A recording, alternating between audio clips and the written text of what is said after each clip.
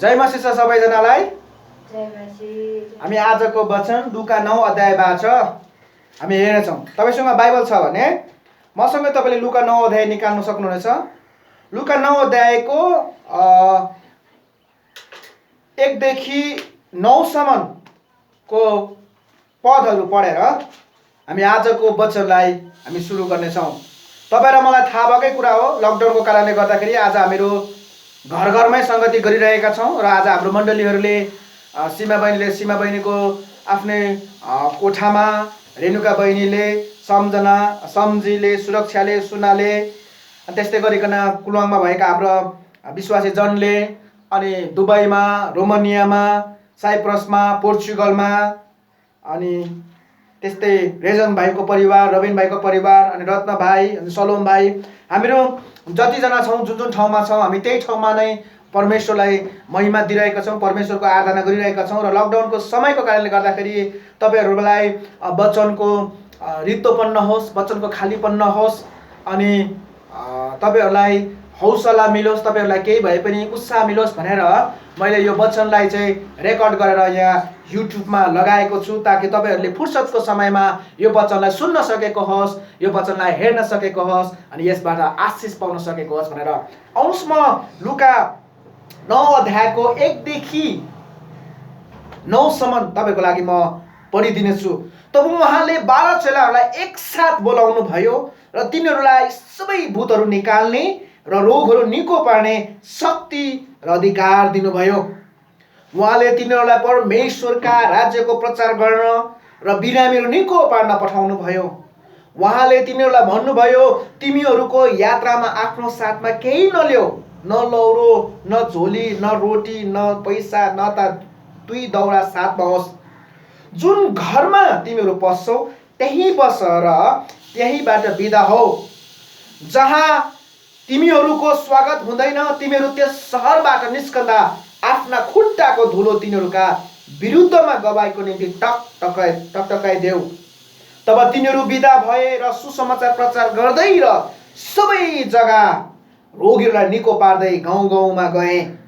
यी सबै घटनाका बारेमा सुनेर शासक हेरोद अन्योलमा परे, किनकि यूहन्ना मृतकबाट जीवित भई उठेका छन् भनेर कसैले भन्थे, र कोही भन्थे एलिया देखा परेका छन्, अनि अरूहरूले भन्थे उहिलेका अगमवक्ताहरू मध्ये एकजना उठेका छन्।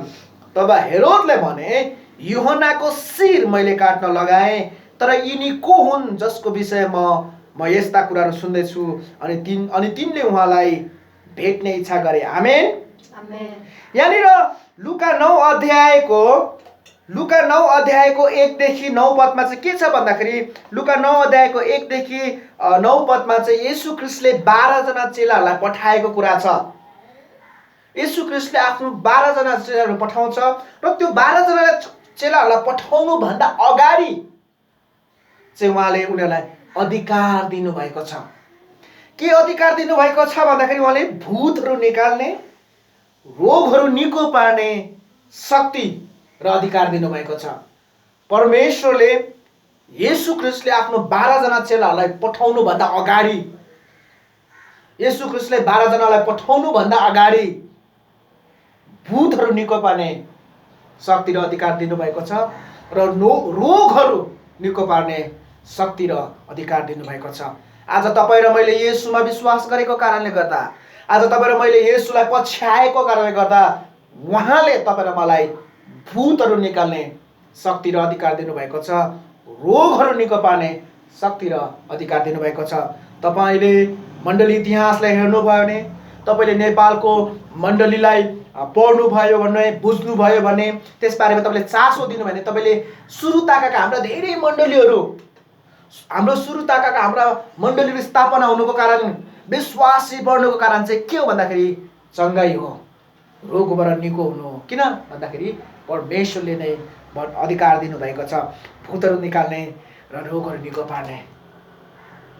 मैले प्रार्थना गर्दछु यही घडी, र तपाईँले यो सुन्दै हुनुहुन्छ र तपाईँले यो हेर्दै हुनुहुन्छ भने, यदि तपाईँ बिरामी हुनुहुन्छ भने येशू प्रभुले तपाईँलाई निको पार्नु भएको होस्।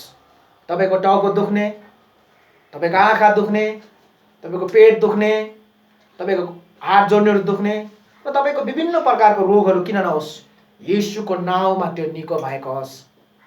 किनभने परमेश्वरले विश्वासीलाई रोगहरू निको पार्ने शक्ति र अधिकार दिनुभएको छ। त्यही अधिकार र शक्तिले म दाबी गर्दछु तपाईँको रोगहरू निको भएको होस्। तपाईँ विश्वास गर्नुहोस्। त्यसपछि अर्को चाहिँ के भन्नुभएको छ भने परमेश्वरले उहाँलाई शक्ति दिनुभयो रोगहरू निको पार्ने र भूतहरू निकाल्ने। त्यसपछि परमेश्वरले के भन्नुभयो भने तिमीहरूले चाहिँ परमेश्वरको राज्यको प्रचार गर्नु है भनेर भन्नुभयो। दुईटा कुरा गर्नु भनेको छ। एउटा परमेश्वरको राज्यको प्रचार गर्ने, अर्को चाहिँ बिरामीहरू निको पार्ने। परमेश्वरको रोगहरूको प्रचार गर्ने अनि बिरामीहरू निको पार्ने। परमेश्वरले जम्मा दुईवटा कुरा गर्नु छ। र सुरुको मानिसहरूले मण्डली इतिहासदेखि नै हामीले हेर्दै जाने प्रभुका चेलाहरू विश्वासीहरू चाहिँ परमेश्वरको राज्यको प्रचार गर्दै गर्दै आयो अनि सेम टाइममा बिरामीहरू निको पार्दै गयो। परमेश्वरको राज्य प्रचार गर्दै गर्दै गए उनीहरू र बिरामीहरू निको पार्दै गए। अनि तपाईँ र मेरो मण्डलीले पनि गर्नुपर्ने कुरा यही हो। मण्डलीको मुख्य काम, विश्वासीको मुख्य काम भनेको चाहिँ परमेश्वरको राज्यको प्रचार गर्ने, सुसमाचार प्रचार गर्ने र बिरामीहरू निको पार्ने, बिरामीहरूको लागि प्रार्थना गर्ने। तपाईँ र मैले मण्डली इतिहासमा हेर्छौँ भने एउटा मानिस छ एडोनिराम जर्सन भन्ने मानिस। खासमा ऊ इन्डियामा आएको थियो प्रचार गर्नलाई। विलियम क्यारीसँग बात मारेर ऊ बर्मामा गयो। विलियम क्यारी चाहिँ इन्डियामा थियो, कलकत्तामा थियो, श्रीरामपुरेमा थियो र उनीहरू प्रार्थना सहित अनि एडोनिराम जर्सन चाहिँ बर्मा भन्ने देशमा प्रचार गर्नु गयो।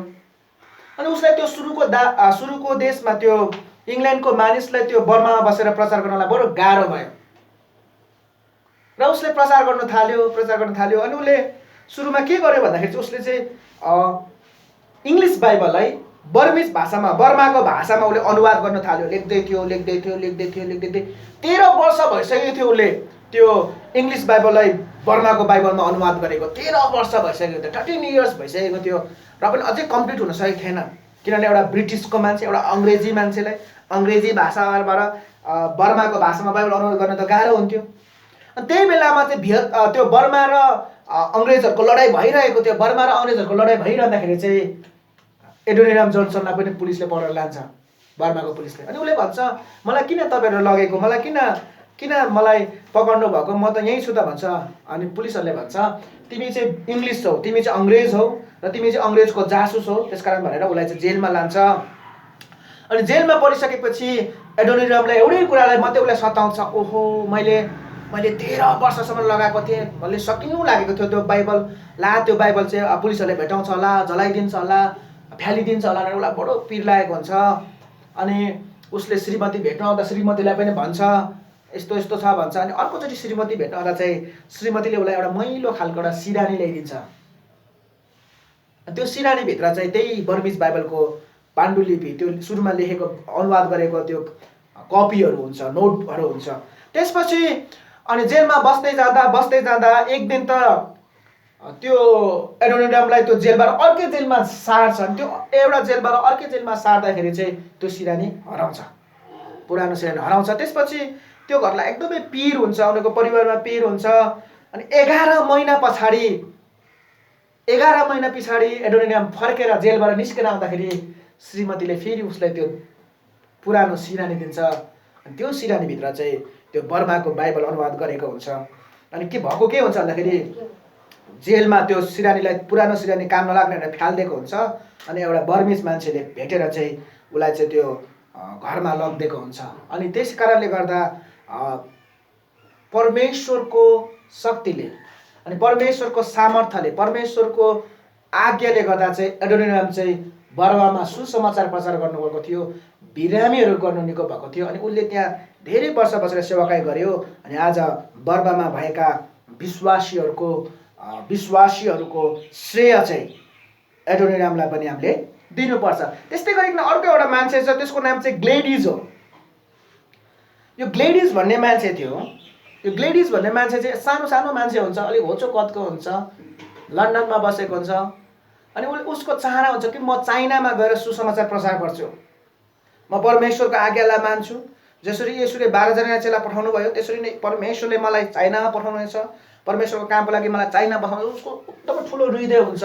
अनि ऊ तालिममा पनि जान्छ, त्यस बेलाको जमानामा मण्डलीहरूले तालिम दिने हुन्छ मिसनरीहरूलाई अर्को देशमा पठाउनलाई। ऊ जान्छ अनि उसले मिसनरीको तालिमहरू लिन्छ अनि तालिमहरू लिँदै गर्दा चाहिँ उसको नम्बर त्यति राम्रो आउँदैन, फेल हुन्छ भनौँ न, अर्को हिसाबले फेल हुन्छ। अनि उसले कति रिक्वेस्ट गर्छ त्यहाँको मिसनरीको हेडलाई, मलाई पनि प्लिज मलाई पनि पठाउनुहोस् चाइनामा, म चाइनामा गएर सुसमाचार प्रचार गर्छु, म चाइनामा गएर प्रभुको सेवा गर्छु, परमेश्वरले मलाई भन्नुभएको छ भन्छ। अनि त्यो मान्छेले भन्छ हुँदैन, किनभने हामीले तालिम गऱ्यौँ, तालिममा तिम्रो पर्फर्मेन्स राम्रो भएन भन्छ। र पनि उसले त्यो मिसनरी हुन जानेको लागि उसले त्यो उसको तीव्र इच्छा उसले त्याग्दैन। अनि उसले अर्काको घरमा काम गर्ने हुन्छ अनि अर्काको घरमा काम गर्दै उसले एक पैसा जम्मा गर्न थाल्छ, किनभने उसको एउटै मात्रै उद्देश्य हुन्छ, म चाहिँ चाइना जान्छु, म चाइनामा गएर प्रभुको सेवा गर्छु भन्छ। अनि एक दिन के हुन्छ भन्दा चाइनामा एउटा पहिले नै गइसकेको एउटा दिदी हुन्छ, त्यो दिदी एउटा आमा भनौँ, त्यो आमा चाहिँ बुढेसकाल लागिसकेको हुन्छ। त्यो बुढेसकाल लागेको आमालाई स्याहार सुसार गर्नलाई, हेरचाह गर्नलाई एउटा मान्छे, काम गर्ने मान्छे चाहिएको हुन्छ। अनि उसले त्यही मौका छोपेर भन्छ म जान्छु, म चाइनामा गएर म त्यो आमाको स्याहार सुसार पनि गर्छु र प्रभुको काम पनि गर्छु भनेर उसले भन्छ। त्यसपछि अनि कुरा ल ठिक छ, उसो भए तिमी जान चाहिँ जाऊ, तर हामी तिमीलाई पैसा दिँदैनौँ, तिमीले आफ्नो जाने खर्च आफै बिहाउनु पर्छ भन्छ। अनि त्यसपछि ऊ जान्छ टिकट किन्नलाई, टिकट किन्नलाई जान्छ। अनि टिकट किन्नलाई जाने बुझ्दाखेरि चाहिँ 11,000 लाग्छ भनेको हुन्छ। अनि उसँग त्यो 11,000 पैसा हुँदैन है। अनि उसले भन्छ अर्को उपाय छैन, अर्को सस्तो खालको तरिका छैन भन्छ। सस्तो खालको तरिका चाहिँ के हो त भन्छ, ट्रेनमा जानुपर्छ, ट्रेनमा जाँदा चाहिँ त्यसको आधी पैसाभन्दा अलिक थोरैले पनि पुग्छ भन्छ। अनि उसले भन्छ ल ठिक छ, मेरो लागि एउटा ट्रेन बुक गर्नुहोस् भनेर उसले अलिकति पैसा दिन्छ। मसँग अहिले धेरै पैसा छैन भन्छ। अनि उसले मसँग धेरै पैसा छैन भन्छ, म हरेक शुक्रबार आउँछु, म जति पैसा हुन्छ त्यति तिर्दै जान्छु र जतिखेर पैसा पुरा हुन्छ म त्यतिखेरै जान्छु भन्छ। अनि त्यो ट्रेनको मान्छेले भनेको हुन्छ अहिले त्यो ट्रेन जाँदैन, अहिले त हिउँ परेको छ, त्यो हिउँको बाटोले गर्दा ट्रेन जाँदैन भन्छ। अनि त्यो लेडिजले भन्छ ठिक छ, मैले पैसा कमाउँदा हिउँ पनि बितिहाल्छ, गर्मी महिना सुरु हुन्छ, त्यतिखेर जानुपर्छ भन्छ। अनि क्लेडिजले अनि हरेक दिन काम गर्दै अनि त्यो पैसा भेला गर्दै गएर अनि ऊ चाहिँ चाइनामा गएर चाहिँ प्रचार गर्न थाल्छ। अहिले चाइनामा धेरै विश्वासीहरू बढ्नुमा, धेरै मण्डलीहरू बढ्नुमा, संसारको सबैभन्दा धेरै विश्वासीहरू भत्तै बढ्ने कुराहरूमा चाहिँ त्यो मिसनरीहरूको ठुलो योगदान छ। किनभने तिनीहरू चाहिँ येशूले भने जस्तै उनीहरू गए, उनीहरूले परमेश्वरको राज्यको प्रचार गरे र बिरामीहरू निको पाए। त्यस्तै गरी अर्को एउटा मान्छे छ, त्यसको नाम चाहिँ ग्लोब रोमन भन्ने एउटा मान्छे हो। अनि यो मान्छे चाहिँ कस्तो हुन्छ भने यो चाहिँ मान्छे चाहिँ ड्रग्स कुलतमा फसेको हुन्छ, साथसाथै बिजनेसम्यान हुन्छ। अनि उसले बिजनेसम्यान गर्दाखेरि चाहिँ यसलाई चाहिँ त्यो डनहरूले, ग्याङ्स्टरहरूले उसलाई पैसा माग्छ। अनि पैसा माग्दै गर्दाखेरि चाहिँ मानिसले भन्छ, अनि उसले भन्छ म अब पैसा के गर्ने त, अब उता ग्याङ्स्टरलाई पैसा दिएर यता बिजनेसमा घाटा हुन्छ नि, उसले निकै बेर सोच्छ। त्यसपछि ऊ अर्को ठाउँमा भागेर जान्छ अनि अर्को ठाउँमा उसले बिजनेस सुरु गर्छ। अनि अर्कै ठाउँमा बिजनेस गर्दाखेरि पनि अर्कै ठाउँमा गएर बिजनेस गर्दाखेरि पनि ग्याङ्स्टरहरू चाहिँ गुन्डाहरू गइहाल्छ। त्यसपछि एक दिन उसले एउटा विश्वासीलाई भेट्छ अनि विश्वासीले उसलाई सुसमाचार सुनाउँछ अनि परमेश्वरको शक्तिको बारेमा, परमेश्वरको जोसको बारेमा, परमेश्वरको ज्ञान समशक्तिको बारेमा उसलाई बताउँछ, परमेश्वरको सुरक्षाको बारेमा बताउँछ। अनि उसले प्रार्थना गर्न थाल्छ, प्रभु मलाई यो ग्याङ्स्टरहरूबाट छुटाउनु भएको छ, मलाई कुलतबाट छुटाउनु भएको छ। उसले प्रार्थना गर्छ अनि परमेश्वरले साँच्चै नै उसलाई अचम्मको तरिकाले सबै कुराहरू छुटकारा दिन्छ। अनि एक दिन चाहिँ ऊ पास्टर बन्छ अनि त्यही ग्याङ्स्टरकै पास्टर बन्छ। उसले चाहिँ त्यही ग्याङ्स्टरहरूलाई सुसमाचार सुनाएर, कुलतमा फसेको मान्छेलाई सुसमाचार सुनाएर अनि त्यो बिग्रिएका मानिसहरूलाई सुसमाचार सुनाएर उसले प्रभुमा लिएर आउँछ। किन भन्दाखेरि चाहिँ यहाँनिर के भन्छ भने जाऊ तिमीहरू परमेश्वरको राज्यको प्रचार गर, तिमीहरू बिरामीहरू निको पार। यहाँनिर हामी दुई तरिकाले हेर्नुपर्ने हुन्छ। बिरामीहरू चाहिँ कोही आत्मिक बिरामी हुन्छ, कोही शारीरिक बिरामी हुन्छ, कोही मानसिक बिरामी हुन्छ, कोही सोचाइको विभिन्न प्रकारको बिरामीहरू हुन्छ। तपाईँले मैले अहिलेको पत्रिकालाई राम्ररी ध्यान दिएर हेऱ्यौँ भने, तपाईँले मैले अहिलेको फेसबुकलाई राम्ररी ध्यान दियो भने हामी के पाउँछौँ, फलानालाई मार्यो, फलानालाई लुट्यो, फलानालाई लुट्यो है। खालि लुटेको कुरा, मारेको कुरा, एसिडहरू फ्यालेको कुराहरू छ है। आफ्नै आफन्त घर परिवारको मान्छेलाई मारेको कुराहरू छ। अनि एकदमै धेरै भ्रष्टाचार भएको, औषधि किन्दा भ्रष्टाचार भएको कुराहरू छ, राहत बाँड्दा भ्रष्टाचार भएको कुराहरू छ, एनजिओ आइएनजिओले भ्रष्टाचार गरेको कुराहरू हामी हेर्छौँ। किन भन्दाखेरि ती सबै मानिसहरू रोगी भएको कारणले गर्दा, ती सबै मानिसहरू बिरामी भएको कारणले गर्दा, ती मानिस यति धेरै बिरामी भएको छ, यति धेरै बिरामी छ, उसले आफ्नै आमालाई चिन्दैन अनि मारिदिन्छ, आफ्नै दिदीलाई मारिदिन्छ, आफ्नै भाइलाई मारिदिन्छ, आफ्नै छिमेकीलाई मारिदिन्छ। उसँग करोड, उसँग घर छ, गाडी छ, र पनि उसलाई अझै लोभ लाग्छ अनि उसले अझै भ्रष्टाचार गर्छ, अझै उसले अनैतिक गर्छ। के भन्दाखेरि उनीहरू सबै बन्धनमा परेको कारणले गर्दाखेरि। अनि तपाईँ र म क्रिस्चियन भएको कारणले गर्दा तपाईँ र मेरो काम भनेको चाहिँ ती बन्धनमा भएका मान्छेहरूलाई, ती बिरामीहरूलाई हामीले निको पार्ने हो। एड्स मात्रै बिरामी मात्रै होइन, क्यान्सर मात्रै बिरामी होइन, झाडा पखाला लाग्नु बिरामी त्यो मात्रै बिरामी होइन। बिरामी भनेको त आफन्तलाई नचिनेर धनको लोभमा परेर मानिसलाई मार्नु, बिरामी भनेको व्यभिचारमा परेर मानिसलाई मारिदिनु, बिरामी भनेको धनको लोभमा परेर चाहिँ भ्रष्टाचार गर्नु पनि बिरामी नै हो। अनि जब यो एउटा प्रचारको कामहरू हुन्छ नि, त्यो प्रचारको कामहरू हुन्छ। म अझै एउटा घटना भन्छु, त्यसपछि म अलि यो वचनलाई सकाउनतिर लाग्दैछु। एउटा मोफट भन्ने एउटा परिवार छ, तिनीहरू चाहिँ बोत्सवाना भन्ने देशमा गएर प्रचार गरेको छ। मेरो विषयमा यो बोत्सवाना भन्ने देशमा गएर उसले प्रचार गरेको हुन्छ है। तपाईँहरू फुटबल हेर्नुहुन्छ भने आर्सेनलको राम्रो प्लेयर छ त्यो देशको है, आयुबङ भन्ने, त्यो मान्छे राम्रो खेल्छ। अनि त्यो देशमा गएर उनीहरू 10 वर्ष भइसकेको हुन्छ प्रचार गरेको। 10 वर्ष प्रचार गर्दाखेरि पनि, सुसमाचार सुनाउँदाखेरि पनि एउटै पनि मान्छे प्रभुमा आएको हुँदैन। 10 वर्ष भइसकेको हुन्छ। त्यसपछि त्यो इङ्ल्यान्डबाट उसलाई प्रश्न गर्छ, तपाईँलाई उपहार के चाहियो, हामी तपाईँलाई उपहार पठाइदिन्छौँ भनेर उसले प्रश्न गर्छ, चिठीमा लेख्छ। अनि उसले भन्छ, हामीलाई प्रभु भोजको सामान पठाइदिनुहोस्, हामीलाई लाग्छ प्रभुले हामीलाई आत्मा दिँदै हुनुहुन्छ भनेर प्रभु भोजको सामान मगाउँछ। खासमा उसले एउटा पनि विश्वास गरेको हुँदैन। तर नभन्दै अनि त्यो ठाउँमा चाहिँ 6 जना मान्छेले प्रभुमा विश्वास गर्छ। आमेन। 10 वर्ष पछाडि 6 जना मान्छे प्रभुमा आउँछ। अनि त्यसपछि अझै बढी आउँछ अनि अझै बढी आउँछ अनि त्यो एरियाकै, त्यो ठाउँकै पहिलो मण्डली चाहिँ त्यसरी स्थापना हुन्छ। त्यही कारणले गर्दा जब प्रभुको आज्ञा पाएर, जब हामी प्रभुको अधिकार लिएर, प्रभुको शक्ति लिएर, अनि अब जब हामी प्रभुको वचनलाई पालन गरेर हामी सुसमाचार प्रचार गर्न जान्छौँ नि, प्रभुले ढिलो चाँडो काम गर्ने हुनेछ। अब अनि यहाँनिर हामी के पाउँछौँ भने जसै प्रभुको काम गर्दै गर्दै जान्छौँ, जसै प्रभुको सुसमाचार सुनाउँदै जान्छ, त्यहाँ रियाक्सन चाहिँ हुन्छ। जब तपाईँ परमेश्वरको काम गर्नुहुन्छ, जब तपाईँ सुसमाचार सुनाउनुहुन्छ, त्यहाँ रियाक्सन हुन्छ। अनि के रियाक्सन हुन्छ चाहिँ, रियाक्सन आउँदा चाहिँ जहिले पनि तपाईँ र मैले चाहिँ सकारात्मक रियाक्सन आउने काम गर्नुपर्छ। पोजिटिभ रियाक्सन भन्छ नि, हामीले पोजिटिभ रियाक्सन काम गर्नुपर्छ। चाहे प्रभुमा मान्छे आओस् नआओस्, तर हाम्रो जीवन चाहिँ सकारात्मक हुनुपर्छ। किनभने त्यो मोफत परिवारले 10 वर्षसम्म त्यहाँ बस्दाखेरि प्रभुमा कोही नआउँदाखेरि उनीहरूले आफ्नो लक्ष्य भुलेन। अनि उनीहरूको जीवन एकदमै उदाहरण नै थियो, उनीहरूको जीवन एकदमै राम्रो थियो। त्यसकारणले गर्दा प्रभु मान्छेहरू आए। अनि अर्को चाहिँ के हुन्छ भने, कसैले भन्छ क्रिस्चियनहरू चाहिँ स्लिपिङ लायन्स हो भन्छ, तिनीहरूलाई जगाउनु हुँदैन भन्छ। स्लिपिङ लायन्स भनेको चाहिँ सकारात्मक हो। तर अहिले बिस्तारै चाहिँ यो हाम्रो यो गवाई, हाम्रो यो रिएक्सन चाहिँ हराउँदै गएको छ। अहिले चाहिँ मान्छेले के भन्छ, क्रिस्चियनहरू पनि चोर्दो रहेछ, क्रिस्चियनहरू पनि ठग्दो रहेछ, क्रिस्चियनहरू पनि व्यभिचार गर्दो रहेछ, क्रिस्चियनहरूले पनि नराम्रो कामहरू गर्छन्। अहिले चाहिँ यो रिएक्सन चाहिँ नेगेटिभतिर जाँदैछ। अहिले मान्छेहरू भाइरल हुनको लागि विभिन्न तरिकाहरू अपनाइरहेको छ। सामाजिक सञ्जालमा क्रिस्चियनहरूले चर्चित हुनको लागि, भाइरल हुनको लागि नराम्रो कामहरू गरेछ। तर हामीले त्यो सबैलाई स्टप गरेर आफू फेमस हुने होइन, मण्डलीलाई फेमस बनाउने पनि होइन, येशू ख्रीष्टलाई फेमस बनाउनुपर्छ, सुसमाचारलाई फेमस बनाउनुपर्छ। आमेन। मण्डलीलाई, बाइबललाई 1 नम्बरमा राख्नुपर्छ। त्यसकारणले गर्दा रिएक्सन चाहिँ जहिले पनि सकारात्मक आउँछ।